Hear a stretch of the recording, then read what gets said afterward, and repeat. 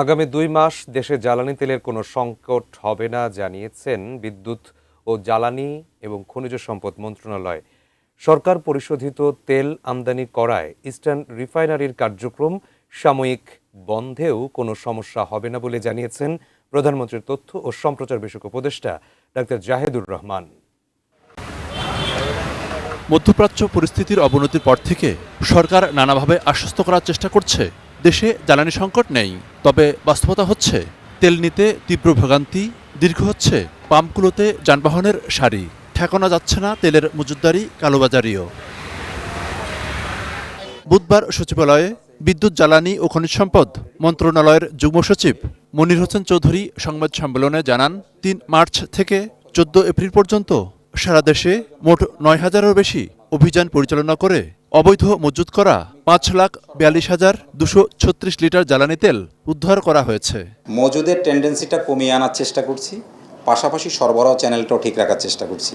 আজকে দিনে টোটাল আমার ডিজেলের মজুদ আছে ১,০১,৩৮৫ মেট্রিক টন, অকটেন আছে ৩১,৮২১ মেট্রিক টন, যেটা লাস্ট আপনাদের সাথে যখন আমি ব্রিফ করি তখন ছিল মাত্র ১০,০০০। জ্বালানি সংকট মোকাবেলায় সরকার সব ধরনের পদক্ষেপ নিচ্ছে বলেও জানান তিনি। ডিজেল আজকে দিনে আমি খুবই কমফোর্টেবল। অকটেন এবং পেট্রোলের যে মজুদ আছে তাতে আপনাদেরকে আশ্বস্ত করতে পারছি, আপনাদের মাধ্যমে সর্বস্তরের জনগণকে আশ্বস্ত করছি যে আমাদের ইনশাল্লাহ আগামী ২ মাসে কোনো জ্বালানি সংকট নেই। এদিকে সরকারের বিভিন্ন কার্যক্রমের অগ্রগতি বিষয়ে সচিবালয়ে এক ব্রিফিংয়ে প্রধানমন্ত্রীর তথ্য ও সম্প্রচার বিষয়ক উপদেষ্টা ডক্টর জাহেদুর রহমান বলেন, এপ্রিলে তেলের দাম না বাড়ালেও যুদ্ধ পরিস্থিতি দীর্ঘ হলে দাম বাড়তে পারে। সরকার রিফাইন্ড পেট্রোল এবং অকটেন ইম্পোর্ট যথেষ্টই করেছে, সে কারণে যে সংকটটা, আবারও বলছি, একদম কোনো সমস্যা হবে না তা না, মানে সাপ্লাইয়ের তো খানিকটা সংকট আছে, আসলে এটা ফ্যাক্ট। যদি এটা কন্টিনিউ করে দামে কিছু অ্যাডজাস্টমেন্ট প্রয়োজন হতে পারে, আমি আবারও বলছি প্রয়োজন হতে পারে, মানে এটা হবেই এরকম কথা না। প্লিজ, আমি আশা করি কোনো ভুল ফটোকার্ড বানাবেন না।